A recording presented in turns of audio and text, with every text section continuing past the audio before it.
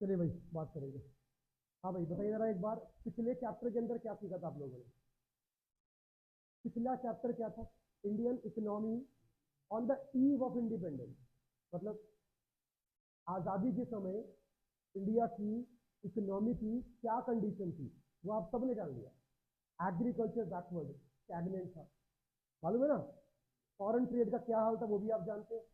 Demographic profile, high and death, high high and birth rate and इतना आपका लो rate था, नहीं है? और क्या था बताना, इन्फेंट मोर्टेलिटी रेट काफ़ी हाई था। इसके अलावा लो लिटरेसी रेट था, बहुत चीज़ें थी, मतलब कहने का मतलब ये। और क्या था? ऑक्यूपेशनल स्ट्रक्चर भी आप जानते हो, ज़्यादातर पॉपुलेशन एग्रीकल्चर के अंदर थी, बहुत कम पॉपुलेशन बोलो इसमें भी इंडस्ट्रीज के अंदर थी। आंकड़ा याद है? घर जाके पढ़ना उसको फिर से एक बार, एग्जाम्स में आता है इसलिए कह रहा हूँ। यूज एनसीईआरटी, बात समझ आ गया नहीं आ गया? और लास्ट में मैंने आपसे एक बात बोली थी कि you have to study about the positive contribution of the British rule. उनके आने से हमारे देश को फायदे कौन कौन से हुए, वो आपको स्टडी करना था अपने आप। उनमें से एक या दो की बात करूंगा। सबसे पहला बेनिफिट तो क्या मिला? इंडियन रेलवे का। उनके आने से क्या हुआ? इंडिया का रोडवेज, इंडिया का रेलवेज, इंडिया के पोर्ट, ये सब क्या हो गए? अच्छे हो गए। देखो ये बात हम जानते हैं और मानते भी हैं कि ये सब चीजें अच्छी करने के पीछे उनका अपना पर्सनल वो था, उनका पर्सनल मोटिव था ना। उनका इंटरेस्ट क्या था कि उनका जो ट्रेड है इंडिया के अंदर और स्ट्रांग बन जाए, उनका जो पकड़ है इंडिया पे, जो उनका क्या है, जो कंट्रोल है वो इंडिया पे और अच्छा हो जाए। ये सब करने के लिए उन्होंने ये सब अच्छा किया। आपको पता है इंडिया में बैंक कौन लेकर आया? बैंक वही लोग लेकर आए थे। हम लोग कभी नहीं जानते थे कि बैंक का मतलब क्या है। स्कूल कौन लेकर आया? सोचने वाली बात है ना यार। हर चीज जो आज हम इस्तेमाल करते हैं, आप जो पैंट शर्ट पहनते हो ना, ये भी इंडियन कल्चर नहीं है। पैंट शर्ट इंडियन कल्चर नहीं है। धोती कुर्ता है, नहीं है। लेकिन ये पैंट शर्ट कौन लेकर आया? ये लोग लेकर आए। बात में याद नहीं आ रही है? तो उनकी दी हुई काफी सारी चीजें आज हम यूज करते हैं। इंडियन पोस्ट एंड टेलीग्राफ जो आज भी है, तो कौन लेकर आया था हमारे देश में? ब्रिटिश लेकर आए थे। वो अलग बात है कि जब वो गए देश छोड़कर, तो ये सारी चीजें वो अपने साथ लेकर जा नहीं पाए, क्योंकि वो लेकर जा नहीं सकते थे, इसलिए सुनना पड़ गया। बात समझ आ नहीं आ रही है? और उसका बेनिफिट आज हमको मिलता है। बात सही है? अच्छा ये बताओ, जो चैप्टर अभी हम स्टार्ट करने वाले, हम इसमें क्या पढ़ेंगे? पिछले वाले के अंदर क्या था? 1947 को इंडिया की इकोनॉमी कैसी थी, इसमें क्या पढ़ेंगे? सर आजादी के बाद 1950 से लेकर 1990 तक, 40 साल तक, जब कमांड पूरी की पूरी इंडियंस के हाथ में आई, अंग्रेज भारत छोड़ के जा चुके थे। Now the India was independent, अपने फैसले अपने आप ले सकता था। तो इन 40 सालों का इस्तेमाल इंडिया ने कैसे करा? हालत बहुत बुरी थी, ये बात मानते जब वो गए थे। एग्रीकल्चर का मतलब, एग्रीकल्चर तो ये समझो कि थर्ड क्लास थी, जो अपने टाइम पे वर्ल्ड वाइड काफी नाम वाली थी। इंडिया के अंदर there was no industry except one और टू। तो यही पढ़ने वाले हैं इस चैप्टर के अंदर कि जब इंडिया आजाद हुआ, उसके बाद जब इंडिया के लीडर बने और सामने आए, सर उन्होंने इन 40 सालों के अंदर इंडिया का डेवलपमेंट करने के लिए कौन कौन से प्लानिंग, कौन कौन सी पॉलिसीज एंड स्ट्रेटेजीज को फ्रेम किया, और वो किस हद तक सफल हुई, ये पढ़ेंगे। देखो ना, 40 ईयर, इस पूरे चैप्टर के अंदर हम कहीं पर भी अंग्रेजों की बात नहीं करेंगे। ब्रिटिश रूल इस टाइम के अंदर नहीं था, जा चुके थे भारत छोड़। बात करें अभी, जरा पढ़ना क्या लिखा है बोर्ड पे। सबसे पहले हम क्या पढ़ने वाले हैं? What is an economic system, क्या मतलब होता है? जरा पढ़ना क्या लिखा है। Means economic order. Economic order in the country it include system of production, क्या लिखा है? System of resource allocation, system of distribution of goods and services. कुछ नहीं है sir. What to produce, how to produce, for whom to produce. इन तीन बड़े बड़े जो सवाल है, इनका फैसला कैसे लिया जाए, उसके लिए we have to adopt some economic system. Adopt करना पड़ता है आपको। एंड ये जो होते हैं आपके सिस्टम, ये बेसिकली तीन तरह के हो सकते हैं। जरा पढ़ना क्या लिखा है। पहला वाला कैपिटलिस्ट इकोनॉमिक सिस्टम। सेकंड क्या होता है? Socialist. And third is mix. दोनों का क्या है? हाइब्रिड है, मिक्सचर है। पहले आइए इस बात को जान लेते हैं कि इसका मतलब क्या होता है। क्या लिखा है? कैपिटलिस्ट इकोनॉमी, इसका मतलब बताओ। ये 9th क्लास में पढ़ा है, ये 10th में भी आया होगा, 11th में भी हल्की हल्की इसके ऊपर बात आप लोगों ने की होगी। तो मुझे आप बताओ कि इसका मतलब क्या होगा। कैपिटलिस्ट इकोनॉमी, कैपिटलिस्ट सर एक ऐसी इकोनॉमी जिसके अंदर क्या होता है, what to produce, how to produce, for whom to produce का फैसला प्राइवेट सेक्टर लेता है, सरकार का कोई इंटरफेरेंस नहीं होता। क्या बनाए, कैसे बनाए, किसके लिए बनाए, who will decide, private sector. और किसी भी चीज का प्राइस तय करने के लिए कभी भी गवर्नमेंट आगे नहीं आती थी। Free play of market forces of demand and supply, वो तय करेंगे। High demand means high price, low demand means low price. Government बिल्कुल भी इंटरफेयर नहीं करेगी। Private sector, private company, private firm जिस रेट पर चाहे अपना सामान बेच सकते हैं। This is your what, capitalist economy. बात समझ आ रही है। इसमें काम सिर्फ एक ही मोटिव के लिए होता है, प्रॉफिट मैक्सिमाइजेशन। सोशल वेलफेयर के लिए यहां पे कोई जगह नहीं। इंसान भूख से मर रहा है तो मर जाए, हम उसको अपना सामान तभी बेचेंगे सर जब उसकी जेब में क्या होगा, पैसा होगा। भूख से मरता है तो मर जाए, कोई बात नहीं, हमको जिससे प्रॉफिट होगा हम तो उसको ही बेचेंगे। This is your what, capitalist economy. बात सही है। इसका यही नाम क्यों पड़ा, कैपिटलिस्ट इकोनॉमी क्यों पड़ा सर? क्योंकि इसके अंदर लेबरों का इस्तेमाल कम होता है और इसके अंदर हाईटेक मशीन का इस्तेमाल, ऑटोमेटिक मशीन का इस्तेमाल ज्यादा होता है। बात जानते हैं ये चीज, बोलो। इनको प्रॉफिट के लिए काम करना है सर, तो ये कैसे भी करके अपनी कॉस्ट को मिनिमाइज करने की सोचेंगे। मशीनरी आ गई आपकी 5 करोड़ की, वन टाइम इन्वेस्टमेंट है खाली। लेबर सर आपसे हर महीने पैसे लेगा, ओवर टाइम करेगा तो उसका पैसा लेगा। और सुनो, ड्रामे करेगा अलग। आज मेरे कान में दर्द है, आज मेरे वहां दर्द है, आज मेरी माँ की आज मेरी बहन की शादी है। वाली बात क्या है भाई, निकल गया मुझे, गलती से होता नहीं है क्या? आज मेरी बहन की, मतलब 100 ड्रामे। क्या मशीनरी भी करती है ये सब? आज मुझे छुट्टी दे दो, बुखार लग रहा है मेरे को, घर में शादी। क्या मशीनरी काम करती है सर? सोचने वाली बात, इससे फायदा है। लेकिन जरा सोचो, इंडिया के सामने इसको एडॉप्ट करने का रास्ता था कि हम अपना what to produce, how to produce और हुम टू प्रोड्यूस एक काम करते हैं, प्राइवेट के हाथ छोड़ देते हैं। मतलब वो किस चीज को एडॉप्ट करने की बात कर रहे थे, कैपिटलिस्ट इकोनॉमी को, on the eve of independence. आजादी की जस्ट बाद एडॉप्ट करी। चलो करना चाहते थे, आप जानते हो क्यों? आप बताओ क्यों? नहीं, करना चाहते थे, पहले ये बताओ क्यों चाहते थे करना। और इसमें जीडीपी भागता है, मशीनरी काम करेंगी, गुड्स एंड सर्विसेज का अंबार लग जाएगा। जितनी ज्यादा गुड्स एंड सर्विसेज उतना हाई देश का जीडीपी। क्योंकि इसके अंदर क्या होता है ना, सामान बेचना आपको आता है, इसलिए आप सामान बनाओ बेचो, बनाओ बेचो। बात समझ नहीं आ रही है? पर इतना बनाओ कि आपका तो देश इस्तेमाल करे, आप एक्स्ट्रा सामान को एक्सपोर्ट भी कर सकते। नहीं करता अमेरिका, नहीं करता। अमेरिका कभी भी रॉ मटेरियल को एक्सपोर्ट नहीं करता sir, it is the exporter of final goods. इसके ऊपर कितनी बार डिस्कशन किया, बात सही है। क्यों? अमेरिका में क्या है सर, कैपिटलिस्ट इकोनॉमी। अब इसका जवाब दो मुझे। इंडिया इसे एडॉप्ट करना चाहता था क्योंकि उसको मालूम था कि इस समय देश की हालत इतनी खराब है कि सर जीडीपी को ग्रो करने के लिए ये वाला इकोनॉमिक सिस्टम बहुत अच्छा है, लेकिन नहीं करा। आप दो इसका आंसर क्यों नहीं कर पाए? एंटरप्रेन्योर नहीं थे, बिजनेसमैन नहीं थे, इन्वेस्टर नहीं थे। मतलब कहने का यही है।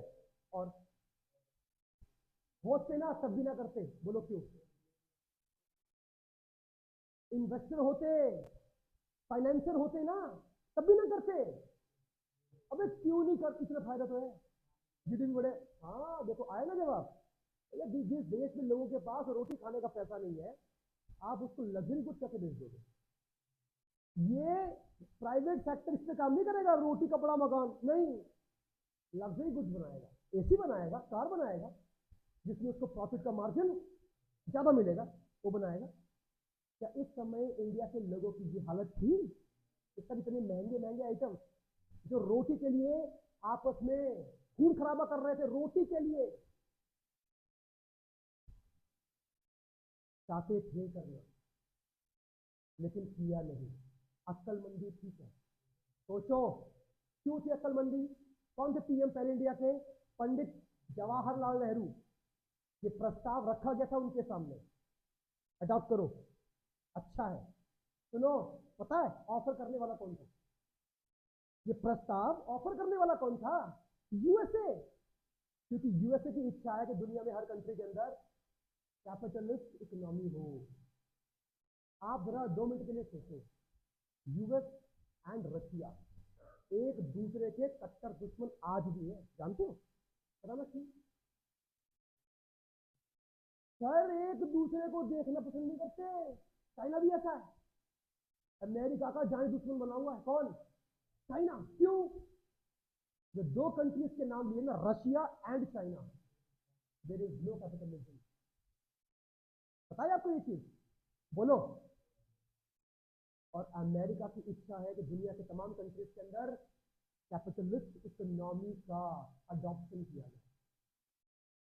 आप जरा 2 मिनट के लिए सोचो, अमेरिका, ये north Korea, south Korea, Vietnam, आपने अगर हिस्ट्री के अंदर है ना स्टडी करा होगा, आपने पढ़ा, North Vietnam, South Vietnam, Afghanistan, इन सारी कंट्रीज के अंदर अमेरिका का इंटरफेयर करने का मतलब क्या बनता है? इसका एक ही आंसर है क्या? To promote capitalism. और वहां से रशिया, ना ना ना ना, not capitalism, socialism, cold war आपस में। लेकिन इस जंग के अंदर बेचारा किसका बुरा हाल हो गया? उस देश का। आज क्यों हुआ था नॉर्थ कोरिया साउथ कोरिया? क्यों हुआ? जबकि पहले कोरिया सिर्फ एक ही था, आज नॉर्थ और साउथ है। क्यों है?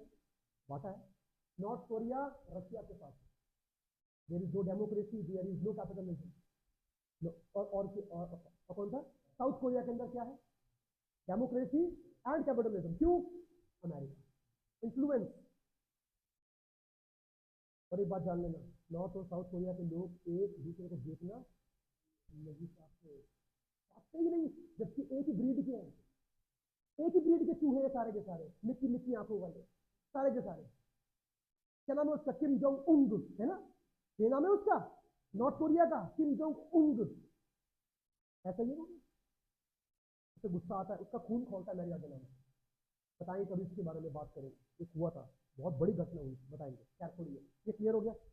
कैपिटलिस्ट इकोनॉमी के बहुत सारे फायदे हैं, लेकिन इसके होने के लिए एक कंडीशन है, सबके पास पैसा होना चाहिए। इसके पास, देश की जनता के पास, तभी ये कामयाब है, अदरवाइज ये फेल हो जाए। हाथों में आ रही है? बोलो। इंडिया ने इसे अडॉप्ट नहीं किया, इसको रिमूव कर दिया। उस समय अक्लमंदी थी, बिल्कुल सही किया। नेक्स्ट पढ़ना क्या नहीं? ये क्या? हिंदी में कहते हैं समाजवादी अर्थव्यवस्था। समाजवादी मतलब sir what to produce, how to produce, और हुम टू प्रोड्यूस का डिसीजन सिर्फ गवर्नमेंट लेगी। क्या बनाए, कैसे बनाए, किसके लिए बनाए? प्राइवेट सेक्टर बैकफुट पे रहो, हटो यहाँ से, हटो हटो, तुम्हारा कोई काम नहीं, क्योंकि तुम तो सिर्फ और सिर्फ प्रॉफिट के लिए काम करोगे, सामान महंगा बेचोगे, मन मर्जी करोगे। हम करेंगे क्योंकि इस समय लोगों को वेलफेयर की जरूरत है। एसी नहीं होगा काम चलेगा, कार नहीं होगी काम, रोटी नहीं होगी ना काम नहीं चलेगा। लोगों को इस समय रोटी चाहिए। सुनो, इंडिया के लिए ये भी एक अच्छा ऑप्शन था, लेकिन आप एक बात जान लो, इसको भी अडॉप्ट नहीं किया गया। सुनो, ये एक अच्छा ऑप्शन था गवर्नमेंट के लिए उस समय। इस तरह का system was the best one, क्योंकि इसमें कोई भी सामान महंगा नहीं दिखता, सारे रेट लो, अफोर्डेबल होते, अफोर्डेबल, और लोग आसानी से अपनी बेसिक नीड पूरी कर सकते थे अगर इसको भी अडॉप्ट कर लेते। लेकिन इसको भी रूल आउट कर दिया गया। बताओ क्यों? सर इसमें वेलफेयर तो होता है, मानता हूं, पब्लिक वेलफेयर है, लेकिन इकोनॉमी की ग्रोथ नहीं होती इसमें। पता है आपको? हाँ जी करण जी, ध्यान है? मैं पूछूंगा देखना अभी। हाँ, मैंने क्या बोला? वेलफेयर बहुत अच्छा है, इसमें सामान महंगा नहीं दिखेगा, लेकिन इसमें प्रॉब्लम क्या है? इसमें ग्रोथ की बात तो भूल ही जाओ। क्यों? गवर्नमेंट उतने ही गुड्स बनाएगी जितनी जरूरत है, उसको जीडीपी से मतलब ही नहीं, सोशल वेलफेयर करना इतना ही चाहिए, बेचना नहीं है, लोगों की नीड्स पूरी करनी। और और इसमें क्या होता है जी, बेचना है तभी तो प्रॉफिट कमाएंगे, और गवर्नमेंट प्रॉफिट के लिए काम करती नहीं। प्राइमरी ऑब्जेक्टिव गवर्नमेंट का प्रॉफिट नहीं है, सेकेंडरी हो सकता है, इसको भी रिमूव कर दिया। क्या फिर एक ऑप्शन बचता है, क्या होता है मिक्स के अंदर, मिक्सचर क्या मतलब है, प्राइवेट सेक्टर भी काम करेगा और गवर्नमेंट भी काम करेगी। अच्छा बात बताओ, इसके अंदर क्या गवर्नमेंट नहीं होती? तो आप मेरी बात सुनिए, अमेरिका के अंदर क्या गवर्नमेंट नहीं है? बोलो, तो काम कैसे इनका, सारे फैसले कौन कर रहा है? Private sector. तो काम कैसे वहां पे गवर्नमेंट का? तो government only maintains laws and order, सिर्फ कानून व्यवस्था पे ध्यान देती है, बाकी बिजनेस से उनका दूर दूर तक कोई मतलब नहीं है, वो प्राइवेट ही करेंगे, अपने हिसाब से कर लेंगे। बात समझ में आ रही है? अच्छा इसमें सर छोटी चीज भी सरकार बनाती है, पता? इसमें क्या होता है, हर चीज गवर्नमेंट के नाम से होती है, लैंड भी, सारे के सारे जो इसमें आपके रिसोर्सेज है सबके सब गवर्नमेंट के ही होते हैं, और गवर्नमेंट किसी को नहीं देती, किसी को नहीं देती, गवर्नमेंट के अपने होते हैं। बात समझ नहीं आ रही है? 100% गवर्नमेंट का role, private sector back off, हटो, ग्रोथ डन। इसमें मिक्सचर कैसे, बताओ कैसे? इसमें दो तरह के सेक्टर काम करते हैं। पहला प्राइवेट का, इसमें आपके हिसाब से इसमें क्या रोल होगा? They will work for the profit maximisation, they will make more goods and service. पक्की बात है, गवर्नमेंट क्या करेगी? बस मैंने समझे नहीं। मिक्स इकोनॉमी में प्राइवेट सेक्टर ये पेन बनाता है, गवर्नमेंट भी बनाएगी। मिक्स के अंदर क्या होता है सर, जितनी चीजें प्राइवेट सेक्टर करता है ज्यादातर चीजें गवर्नमेंट भी करती है।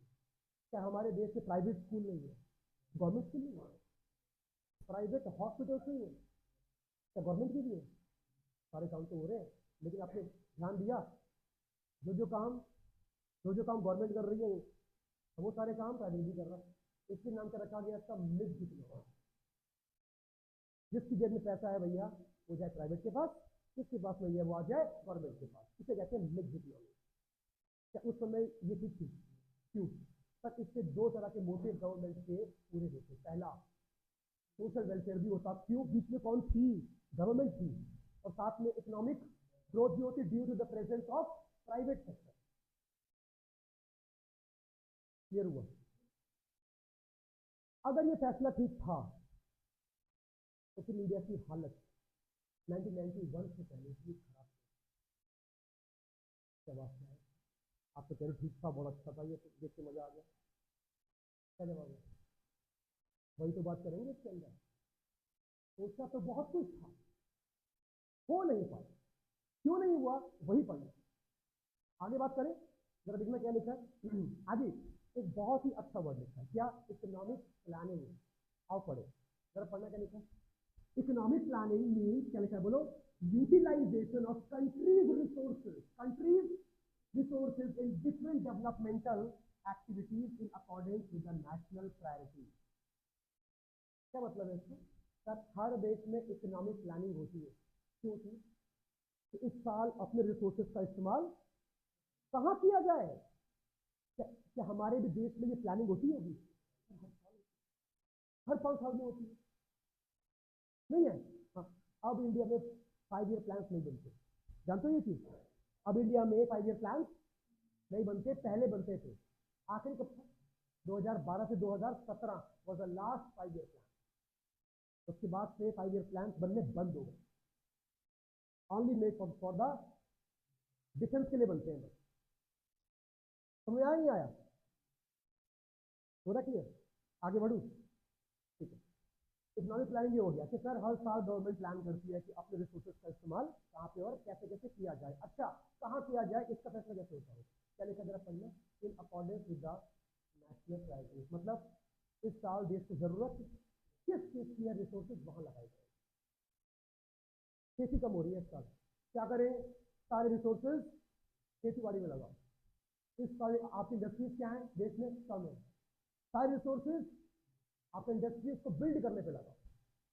आप में आ रही है। नेक्स्ट पढ़ना क्या लिखा, India adopted the model of 5 year plan as pioneered by Soviet Union. मतलब जानते क्या इसका, ये देश अब नहीं है, सोवियत यूनियन बहुत सारे कंट्रीज के अंदर टूट गया था। कितने, अराउंड 14 कंट्रीज में शायद, मुझे याद नहीं है लेकिन शायद इसमें 14 कंट्रीज में ये टूट गया, जिसमें से एक देश कौन सा बना, रशिया। रशिया, यूक्रेन, आपका उज्बेकिस्तान, तुर्कमेनिस्तान, याद है ना, अंड खंड नाम है इनके, नाम ही पता नहीं कैसे कैसे, हाँ उज्बेकिस्तान, अजरबैजान, ये भाई देश है, and they all of the part of Soviet union, USSR. पहले कब, 1991 से पहले, 1991 के अंदर यूएसएसआर टूट गया, ब्रेक डाउन हो गया, उसके बाद से ये वर्ल्ड पावर नहीं रहा। बात समझ में आ रही है। नेक्स्ट पढ़िए क्या लिखा है। अच्छा, common goals of 5 year plan. पहले बताओ कि what is 5 year plan. Sir ऐसी प्लानिंग जो 5 साल के लिए होती है, अच्छी प्लानिंग है। सर अगले 5 साल के लिए गवर्नमेंट ये प्लान कर लेती है कि हम जो है अपने रिसोर्सेज कहाँ कहाँ लगाने वाले हैं। पता है आपको ये चीज, पहला 5 ईयर प्लान हमारे देश में कब लॉन्च हुआ था, 1 अप्रैल 1951। एमसीक्यू के अंदर एक क्वेश्चन बनता है 1 नंबर का, कि पहला 5 ईयर प्लान इंडिया में लॉन्च कब हुआ। इसका एक ही आंसर है 1 अप्रैल 1951। अच्छा ये बताओ एंड कब हुआ होगा, 31 मार्च 1956। कितना बोलो, 1956 पहला। या तो पूछेगा पहला या पूछेगा लास्ट कब था, 2012 से 2017 वो लास्ट। याद रहेगा। क्या आप जानते हो कि ये 5 ईयर प्लान 1991 के बाद हर 5 साल बाद बनते होंगे, क्या बने होंगे। बीच बीच में ऐसा भी हुआ था कि 5 ईयर प्लान बनने बंद हो गए। आप जानते हो क्यों, ड्यू टू वॉर। 1965 में इंडिया का पाकिस्तान से वॉर हो गया, जब पीएम कौन थे हमारे देश के, लाल बहादुर शास्त्री जी, याद होगा, जिससे पाकिस्तान हार गया था। फिर वार हुआ 1971 में, जब बना था आपका बांग्लादेश, पाकिस्तान तब भी हार गया था। आज फिर पंगे ले रहा है, और हम जानते हैं कि उसके पीछे कौन है, इसमें थोड़ा क्यों होता है, चाइना। किसी का सवाल नहीं, उसे बोलता पाकिस्तान को, इंडिया से एक काम कर, तू मजे ले, हम है तेरे साथ, और एंड टाइम पे छोड़ के भागता पाकिस्तान को। पाकिस्तान कुछ नहीं समझता ही नहीं है। महबूबा चाइना की पता, पाकिस्तान सर कैसी बातें करते हैं, चलो सही, अच्छा लगा। ये हुआ क्लियर नहीं हुआ, समझ आ गया नहीं आ गया। तो इंडिया ने 5 ईयर प्लान का मॉडल कहाँ से लिया था, सोवियत यूनियन से, नकल की थी, मतलब कहने का ये। आप इसे कितने लोग जानते हो, इंडिया का कॉन्स्टिट्यूशन हमारा अपना नहीं है, it is a mixture of many country constitution. कुछ यहाँ से उठा लिया, कुछ यहाँ से उठा लिया, कुछ यहाँ से, भारत का संविधान बन गया। डाउट तो नहीं है कोई, आगे बढ़ सकता हूँ और बोलो। हाँ जी, common goals for 5 year plan. अच्छा 5 ईयर प्लान के अंदर किसके बारे में डिस्कस किया हुआ, सर सिर्फ 4 बातें, हर 5 साल में ये 4 बातें हमेशा रखी जाएंगी। पहला, कई बुक्स में लिखा है ग्रोथ, एक ही बात, ग्रोथ मीन्स जीडीपी ग्रोथ। बात समझ आ रही है, बोलो ये क्या लिखा है, ठीक है, मॉडर्नाइजेशन, चलो बात करेंगे। क्या लिखा है, सेल्फ रिलायंस, लास्ट इक्विटी और इक्विटेबल डिस्ट्रीब्यूशन। नोट कर लिया आप लोगों ने। आपको पता ही चीज, ये शॉर्ट टर्म प्लान में आते हैं, लॉन्ग टर्म प्लान में आते हैं। It is a long term plan. Sir GDP growth सिर्फ 1 या 2 या 5 साल के लिए नहीं होता ये गोल। गवर्नमेंट जब तक लगातार चलती रहेगी तब तक हर बार एक गोल तो रखेगी रखेगी, क्या हमें हर साल अपना जीडीपी बढ़ाना ही बढ़ाना है, एक साल रखा हुआ। ये इस साल ना हमारा जीडीपी थोड़ा सा बढ़ जाए, उसके बाद ये गोल रखेंगे। समझना क्या लिखा, modernisation, it is a long term planning. Sir long term goal है, क्योंकि हर साल, हर 5 साल बाद, हर 10 साल बाद दुनिया के अंदर नई नई टेक्नोलॉजीज एंड इनोवेशंस आते ही रहेंगे, तो वो आपको हमेशा अडॉप्ट करने को तैयार रहना चाहिए। नेक्स्ट पढ़ना क्या लिखा है, सेल्फ रिलायंट, मतलब खुद पर भरोसा। क्या मतलब है इस बात का? दुनिया भर से सामान इंपोर्ट नहीं करेंगे। क्यों करें? जब ये पेन हमारे देश के अंदर बन सकता है तो इस पर हम बाहर से मंगवाएं। इंपोर्ट बंद, एक्सपोर्ट प्रमोशन। बात सही है? लेकिन सुनोगे और देखो, अभी इसके बारे में आपसे बात करूंगा। देखो ना, बात तो मैं काफी हैवी हैवी बोल रहा हूँ, इनमें से किसी के भी ऊपर काम नहीं किया गया था, तभी ये प्लानिंग फेल हो गई थी। 40 साल हमने वेस्ट कर दिए थे। रखे थे, अच्छा था ये, देखो गोल तो अच्छे थे, बट अफसोस की बात क्या रही, इन पर उतना सीरियसली काम नहीं किया गया। बात सही है? जरा पढ़ना क्या लिखा, इक्विटी एंड और इक्विटेबल डिस्ट्रीब्यूशन। क्या मतलब है इस बात का? सर, अमीर और जो गरीब का गैप हमें कम करना है, गांव और शहरों को साथ लेकर चलना है। That was what equity. इतना पढ़ो फिर बात करें जल्दी।